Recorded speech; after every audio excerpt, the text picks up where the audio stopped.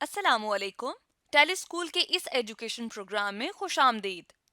ये programme TV पर हुकूमत पाकिस्तान और सबक फाउंडेशन की शिराकत से पेश किया जा रहा है।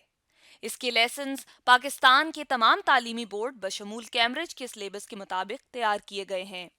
जिसमें एजुकेशन कंटेंट सबक फाउंडेशन प्रोवाइड कर रही है। सबक फाउंडेशन की वेबसाइट सबक.pk पर केजी से 12वीं जमात तक वीडियोस और प्रैक्टिस टेस्ट बिल्कुल मुफ्त दस्तयाब हैं। फिज़िक्स लेसन में आज हम एप्लीकेशंस ऑफ लेंसेज के टॉपिक को डिस्कस करेंगे, जो कि फेडरल बोर्ड पंजाब केपीके की class 10th chapter number 12 geometrical optics में मौजूद हैं, और यही टॉपिक सिंध, बलूचिस्तान और कैम्ब्रिज की क्लास 10th में भी मौजूद है। इन वीडियोस को सुनने के बाद, देखने के बाद आपको माइक्रोस्कोप और टेलीस्कोप की फॉर्मेशन अच्छे तरीके से समझ आ जानी चाहिए। आज के फिज़िक्स के लेसन और इससे मुंसलिक वीडियोस को घर बैठे देखने के लिए आप सबक.pk की वेबसाइट पर जा सकते हैं। यहाँ पर तमाम बोर्ड्स की 9वीं से 12वीं जमात तक फ़िज़िक्स के सारे टॉपिक्स पर वीडियोस और प्रैक्टिस टेस्ट बिल्कुल मुफ्त मौजूद हैं। इनके ज़रिए आप अपने कंसेप्ट को पुख्ता करके इम्तिहानात में शानदार नंबर हासिल कर सकते हैं। स्टूडेंट्स, आज हम बात करेंगे सिंपल माइक्रोस्कोप की, यानी एक ऐसा डिवाइस जो कि छोटी छोटी ऑब्जेक्ट्स को बड़ा देखने के लिए हम इस्तेमाल करते हैं। जैसे अगर आप ये देखें इस तस्वीर के अंदर, तो ये बच्चा इस माइक्रोस्कोप के थ्रू जो है वो अब किसी स्लाइड को या बैक्टीरिया को या वायरस को स्टडी कर रहा होगा, जो कि अगर आप नेकेड आई से देखते हैं तो आपको बहुत वो क्लियर प्रॉपर नजर ही नहीं आएगा, लेकिन अगर आप उसको माइक्रोस्कोप से देखेंगे तो आप उसको डिटेल्ड इमेज नजर आएगा, एक बहुत एनलार्ज इमेज नजर आएगा। अब माइक्रोस्कोप किस प्रिंसिपल पे काम करती है, किस तरह से काम करती है, हम इसके बारे में डिस्कस करेंगे। हम ये जानते हैं कि जो माइक्रोस्कोप क्या है, एक कन्वेक्स लेंस है जिसको हम कन्वर्जिंग लेंस भी कहते हैं। एक ऐसा लेंस जो कि अपने एजेस से थिन होता है, यानी पतला होता है, और सेंटर से जो है वो मोटा होता है। यहाँ पे अगर आप देखें तो ये आपके पास एक कन्वर्जिंग लेंस है जिसका ये सेंटर जो ऑप्टिकल सेंटर है, और वो पॉइंट जहां पे तमाम रेज ऑफ लाइट को ये फोकस करता है, यानी इसमें से पास करने के बाद जहां पे इकट्ठी होती हैं, वो पॉइंट कहलाता है इसका फोकस।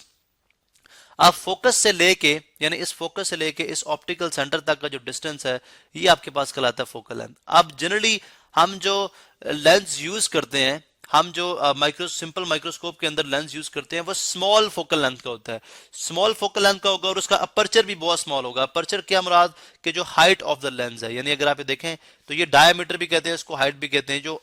लेंस कितना लंबा है, ये बेसिकली है आपके पास अपर्चर ऑफ द लेंस। तो ये भी उसका स्मॉल होता है, फोकल लेंथ भी उसका स्मॉल होता है। इसको अमूमन आप देखते हैं कि जो आप किसी घड़ी के दुकान पे चले जाएं या वॉच शॉप पे चले जाएं, आप देखते हैं उनके पास एक गोल सा, एक जिसके साथ एक हैंडल सा लगा होता है, ठीक है, जिसको बिल्कुल वो घड़ी के नजदीक रख के जो है अपने उसको उसके अंदर जो फॉल्ट होता है उसको ठीक कर रहे होते हैं। क्योंकि उसके पुर्जे घड़ी के इतने छोटे होते हैं कि अगर आप अपनी नेकेड आई से देखते हैं तो आप उनको क्लियर नहीं देख पाते, लेकिन जब आप इस लेंस को यूज करेंगे, इस लेंस को बेसिकली हम मैग्नीफाइंग ग्लास भी कहते हैं, ठीक है, इस मैग्नीफाइंग ग्लास को इस्तेमाल करेंगे तो आपको उनका बेहतर इमेज जो है वो आएगा। अभी हम देखते हैं कि अगर हमने जो है मैग्निफिकेशन फाइंड आउट करनी हो या देखना हो कि इसके इंटरनल जो है वो किस तरह से प्रोसेस होता है, ऑब्जेक्ट को किस पोजीशन पे रखना पड़ता है, तो उसके ऊपर अभी हम बात करते हैं। ये फर्ज करें हमारे पास ये एक इमेज है, ठीक है, जिसको हमने यहाँ पे जो डायग्राम्स, हमने रे डायग्राम यहाँ पे देख लिया है। अभी ये तो बेसिकली जो फर्स्ट आपको डायग्राम नजर आ रही है, ये बेसिकली वो डायग्राम है कि अगर आप इस ऑब्जेक्ट को 25 सेंटीमीटर डिस्टेंस पे रखें, ये आपकी आई है, दिस इज आई,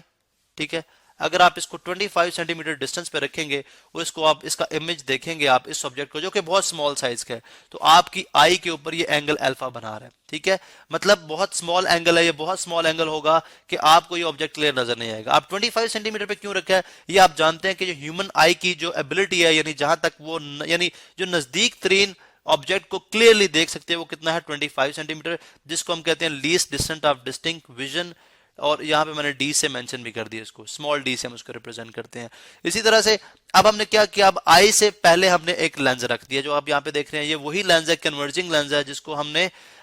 जो है वो कन्वेक्स लेंस, जिसे हम कन्वेक्स लेंस भी कहते हैं। अब हमने क्या किया, इस जो स्मॉल ऑब्जेक्ट था उसको रख दिया इस लेंस के फोकस और ऑप्टिकल सेंटर के दरमियान। यानी फोकस और ऑप्टिकल सेंटर पॉइंट मैंने ऑलरेडी एक्सप्लेन कर दिया हुआ है कि centre of the lens optical centre है, और वो पॉइंट जहां पे तमाम रेज ऑफ लाइट अगर आप इस साइड से बैंड करेंगे, क्योंकि दोनों तरफ से इसके फोकस हो सकते हैं, जिसको हम फोसाई कहते हैं, लेंस के फोसाई। अगर दोनों तरफ से आप रेज इधर से रेज ऑफ लाइट इस पे फॉल कराएंगे तो इस फोकस में आएंगे। अब ऑब्जेक्ट ये पड़ा हुआ है, ठीक है, जिसके ऊपर रेड एरो भी है। ये ऑब्जेक्ट है जो कि बहुत स्मॉल साइज का है। अब हम आपको पता है कि इस ऑब्जेक्ट से तो वैसे तो बहुत सारी रेज, यानी बहुत सारी रेज आएंगी, इस पे रिफ्लेक्ट करके इस लेंस में से पास करेंगे और इमेज बनाएंगी। लेकिन हम जस्ट दो रेज को लेंगे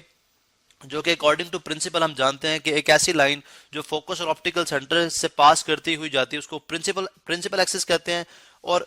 वो रेज ऑफ लाइट जो कि प्रिंसिपल एक्सिस के पैरेलल होती है वो क्या करती हैं, वो इसमें से पास करने के बाद डेफिनेटली वो कंफर्म बात है कि वो फोकस में से पास करेंगी। लेकिन यहाँ पे चूंकि हमने आंख रखी हुई है तो हम जस्ट आई का क्या बात कर रहे हैं कि अगर आप ये देखें, ये रे ऑफ लाइट है जो कि इस प्रिंसिपल एक्सिस के पैरेलल है, ये लेंस में से पास करेगी according to laws of refraction. यानी अगर आप देखते हैं तो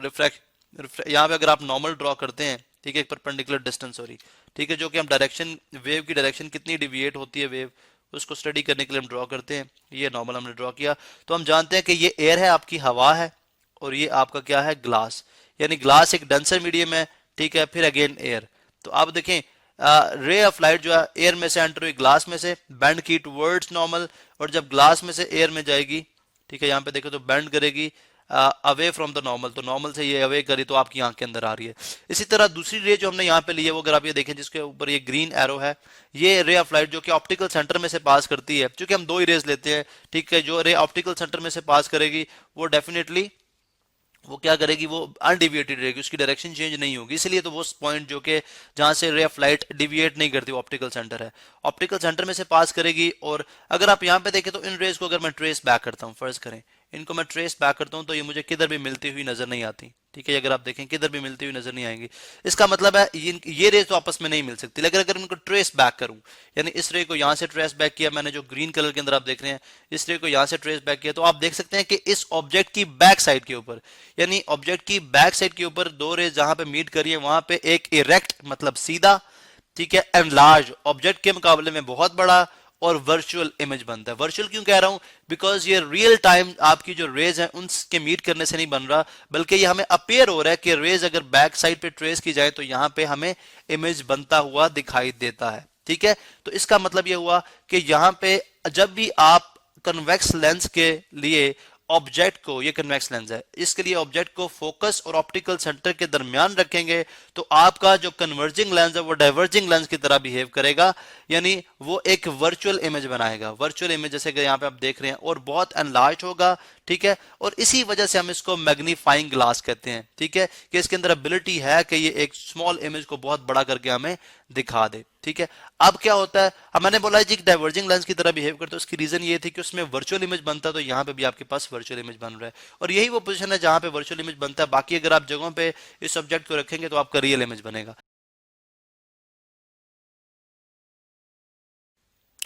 हम बात कर रहे थे जी सिंपल माइक्रोस्कोप की, कि सिंपल माइक्रोस्कोप क्या है। हमने देखा जी अगर आप एक कन्वेक्स लेंस लें और ऑब्जेक्ट जो है वो उसको और उस लेंस के फोकस और ऑप्टिकल सेंटर के दरमियान रखेंगे तो वो एक बहुत बड़ा इमेज बनाएगा, एक छोटी ऑब्जेक्ट का बहुत बड़ा इमेज बनाएगा जो कि वर्चुअल होगा, यानी रेज को ट्रेस बैक करने से बनेगा, इरेक्ट होगा यानी सीधा होगा, और ऑब्जेक्ट के मुकाबले में बहुत बड़ा होगा। अब हमने चेक करना है कि कितना बड़ा होगा, यानी ऑब्जेक्ट के मुकाबले में इमेज जो है वो कितने टाइम्स बड़ा होगा। इसको हमने बात की थी सादा लफ्जों में, इसको मैग्निफिकेशन कहते हैं, ठीक है। मैग्निफिकेशन को हमने डिफाइन किया था कि मैग्निफिकेशन जो है वो किसके इक्वल होती है,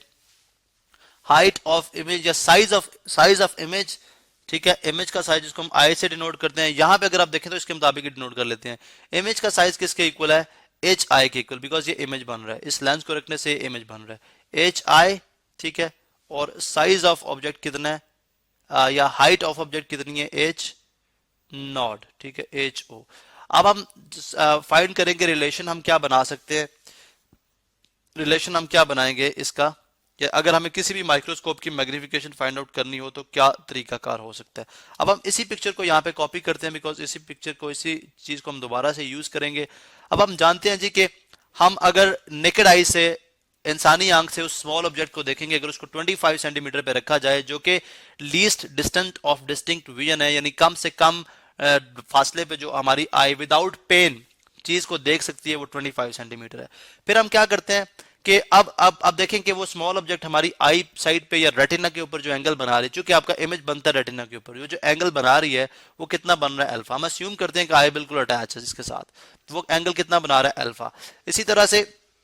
अब आपने क्या किया, आई से पहले वो कन्वेक्स लेंस रख दिया जिसको आप कन्वर्जिंग लेंस भी कहते हैं, जिसको मैग्नीफाइंग ग्लास भी कहते हैं। उसने क्या किया, उस ऑब्जेक्ट का बहुत बड़ा इमेज जो ऑब्जेक्ट के बैक साइड पे आपको बना के दिखा दिया। अब ये इमेज भी हमारी कोशिश होती है कि हम 25 सेंटीमीटर पे ही बनाएं, यानी लेंस को इस तरह से एडजस्ट करें कि 25 सेंटीमीटर, या ऑब्जेक्ट को इस तरह से एडजस्ट करें कि जो आपका इमेज बने 25 सेंटीमीटर बने। अगेन वही रीजन है कि आपको 25 सेंटीमीटर पे ऑब्जेक्ट जो है वो बहुत अच्छा और साफ शफाफ नजर आता है। ठीक है, अब मैग्निफिकेशन तो हमने डिफाइन कर दी, जो कि हम सादा लफ्जों में डिफाइन करते हैं H I over H not. ठीक है, अब आप देखें, अब चूंकि ऑब्जेक्ट भी आपका 25 सेंटीमीटर पे है, इमेज भी हम अस्यूम करते हैं कि 25 सेंटीमीटर पे बना हुआ है, तो अगर हम H I over H not जो है यहां से हम डी डिवाइड कर दें, यानी एच आई के साथ भी डिवाइड कर दें, यहाँ पे अगर आप देखें तो एच आई के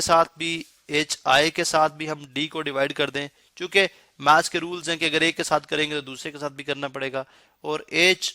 नॉट के साथ भी हम डी को डिवाइड कर दें, जिसको एच ओ या एच नॉट भी कह सकते हैं हम। अब क्या, अब अगर आप यहाँ पे देखें तो अब हम अस्यूम करते हैं कि फर्ज करें ये एक कंप्लीट सर्कल है, यानी एंगल बहुत स्मॉल है कि ये बिल्कुल हमारे लिए एक डॉट के बराबर है, लेकिन हमने एक रिलेशन पढ़ रखा है कि अगर मैं इसको सेंटर ले लूं और यहां से एक सर्कल ड्रॉ करूं इस तरह से, तो आप देख सकते हैं कि ये क्या हो जाएगी, ये आर्क हो जाएगी। ठीक है, ये जो डिस्टेंस ये आर्क के बराबर हो जाएगा और ये क्या हो जाएगा, रेडियस हो जाएगा। ठीक है, आपने एक रिलेशन मैथ्स के अंदर पढ़ रखा है, L is equal to R theta. ठीक है, यदि अगर आप एक सर्कल बनाते हैं, फॉर एग्जांपल ये आपके पास सर्कल है, ये उसका सेंटर है, और आप यहाँ पे एक रेडियाई बनाते हैं, तो अगर आप लेंथ ऑफ आर्क इतनी ले लें, फॉर एग्जांपल ये आपके पास लेंथ ऑफ आर्क है, ठीक है, तो आप ये जो एंगल होगा यानी थीटा जो होगा वो किसके इक्वल होगा, अगर आप थीटा को रेडियन में मेजर कर रहे हैं। ठीक है, एक यूनिट है डिफरेंट, अगर ये आपके पास एल है, दिस इज आर, और ये आपके पास थीटा है, तो थीटा किसके इक्वल हो जाएगा, थीटा हो जाएगा इक्वल एल ओवर आर के इक्वल, यानी इसके मुताबिक एल ओवर आर। ठीक है, अब यही चीज, यही रिलेशन अगर आप यही जो है फॉर्मूला अगर आप यहाँ पे अप्लाई करते हैं तो अल्फा किसके इक्वल हो, बिकॉज अल्फा एंगल बहुत स्मॉल है, अगर अल्फा को देखें तो अल्फा किसके इक्वल हो जाएगा, लेंथ ऑफ आर्क जो कि एच नॉट है,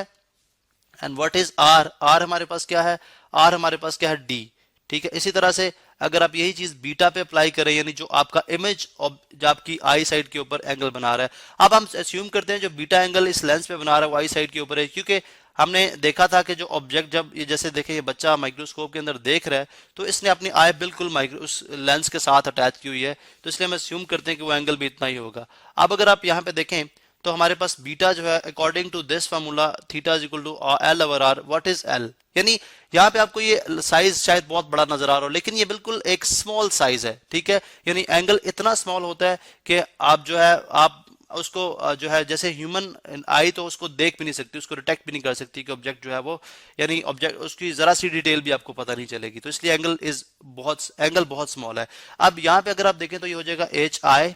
एच आई यानी length of arc divided by D, इसमें भी डी जो है यानी ये जो रेडियस है, यानी इसमें सर्कल अगर बनाया जाए इस तरह से, ठीक है, तो ये हो जाएगा डी। अब यहाँ पे अगर आप देखें तो ये किसके इक्वल है, एच आई ओवर डी किसके इक्वल है, बीटा के इक्वल।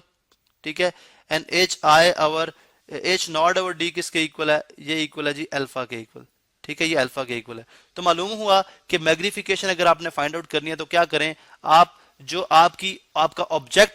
आपका जो ऑब्जेक्ट आपकी आई के ऊपर एंगल बना रहा है, अगर आप उसको डिवाइड कर दें, तब जब आपने object least distance of distinct when पे रखा हो और उस वक्त वो जो ऑब्जेक्ट आपकी आंख पे एंगल बनाता है जिसको हम अल्फा कह रहे हैं, कुछ बुक्स के अंदर जो है बीटा की जगह जो है थीटा आई यूज हुआ है और अल्फा की जगह हम थीटा नॉट यूज करते हैं। तो बेसिकली मैग्निफिकेशन जो है माइक्रोस्कोप की इसका फार्मूला इस तरह से ही आएगा। अब हम देखते हैं कि अगर इन टर्म्स ऑफ यानी फोकल लेंथ या डिस्टेंस ऑफ जो है फोकल लेंथ, आप जानते हैं कि अगर आप ऑप्टिकल सेंटर और फोकस के दरमियान का डिस्टेंस लें तो ये आपके पास फोकल लेंथ है। अगर आप यानी ये आपके पास एफ है, ठीक है, दिस इज स्मॉल एफ। और इसी तरह अगर ऑब्जेक्ट का डिस्टेंस देखते हैं, ठीक है, अपनी आपकी आई साइड से, तो वो कितना हो जाएगा, पी ऑप्टिकल सेंटर से क्या हो जाएगा, पी डिस्टेंस होता है, और क्यू होगा वो नेगेटिव होता है, यानी distance of image from optical centre वो किसके इक्वल होगा, नेगेटिव। लेकिन यहाँ पे मैं माइनस क्यू लिखूंगा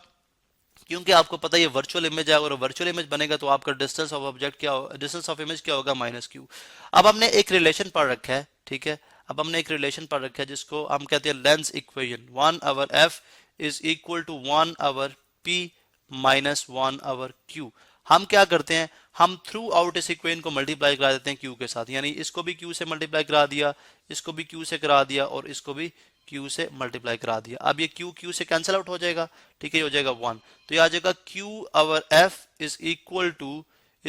टू q/p माइनस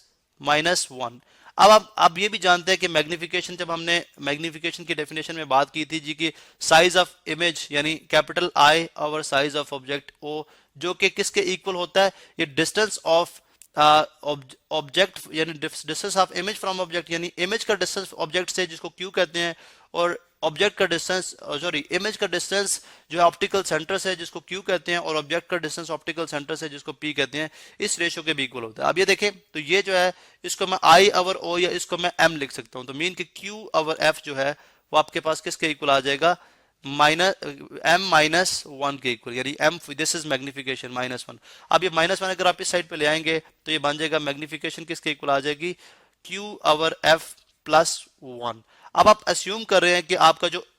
इमेज बन रहा है वो कहां पे बन रहा है, least distance of distinct when पे बन रहा है, तो मैग्निफिकेशन किसके इक्वल आ जाएगी, D/F, क्योंकि आपने यहाँ पे अगर आप देखें डायग्राम के अंदर तो आपने क्या बोला था कि अगर Q आपका D के इक्वल हो जाएगा तो आपने 25 सेंटीमीटर के इक्वल हो जाएगा, तो उसको हम D कह रहे हैं, तो यहाँ पे ये किसके इक्वल आ जाएगा, D/F प्लस 1, क्योंकि D ऑलरेडी नेगेटिव जो है था वो यहाँ पे हम शो कर चुके हैं, तो M is equal D/F plus 1। ये आपकी बुक के अंदर रिलेशन जो है वो डिराइव हुआ है। तो यहाँ से मालूम होता है जी कि अगर आप चाहते हैं कि आपकी माइक्रोस्कोप की मैग्नीफाइंग पावर या मैग्निफिकेशन बहुत ज्यादा हो, तो आप और जो लेंस लेंगे वो क्या होना चाहिए, यहाँ पे आप लेंस लेंगे D यानी 1 प्लस D/F, यहाँ पे मैं पहले शो कर दूं आपको in simple form, M is equal to 1 plus D/F, ठीक है। तो अगर फोकल लेंथ जितना स्मॉल होगा आपकी मैग्नीफाइंग, बिकॉज अगर आप देखें तो D/F है डिवाइड हो रहा है, फोकल लेंथ जितना स्मॉल होगा मैग्नीफाइंग पावर उतनी ज्यादा होगी।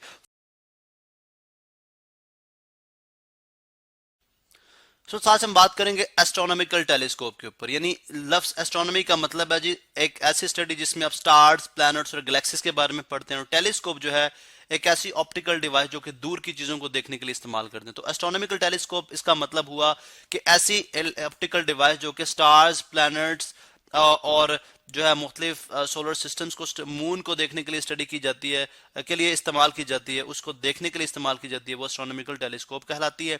अब एस्ट्रोनॉमिकल टेलीस्कोप एक्चुअली देखने में बिल्कुल इस तरह से है जिसकी इंटरनल जो रे डायग्राम है मैं आपको शो करा रहा हूँ। एक्चुअली अगर मैं इसको कवर अप करूँ तो वही कुछ इस तरह से बनती है, ठीक है, ये कुछ इस तरह से बनेगी, समवट लाइक इस तरह से आप देख सकते हैं यहाँ पे, ठीक है, लाइक समवट हम इसको इस तरह से शो कर सकते हैं, जस्ट टू टेल यू कि भाई हमारे पास जो एस्ट्रोनॉमिकल टेलीस्कोप है वो किस तरह से, यहाँ पे हमने आई साइड रखी हुई है जहां से हम इस ऑब्जेक्ट को देख रहे हैं, तो ये इसका इंटरनल स्ट्रक्चर है। रेज ऑफ लाइट इन्फिनिट से आती है, इन्फिनिट से मुराद के डिस्टेंस बहुत दूर से आती हैं जो कि ऑलमोस्ट पैरेलल होती हैं, ठीक है। अब ये पैरेलल रेज ऑफ लाइट, इसमें हम दो लेंस यूज करते हैं, एक है हमारे पास ऑब्जेक्टिव लेंस जो कि यहाँ पे मौजूद होता है, ठीक है, जो कि रेज ऑफ लाइट जब आती है तो इसमें से एंटर करती है। ऑब्जेक्टिव लेंस जो होता है ये लार्ज फोकल लेंथ का होता है, इसका फोकल लेंथ लार्ज होता है, मीन के ये इसकी जो पावर होती है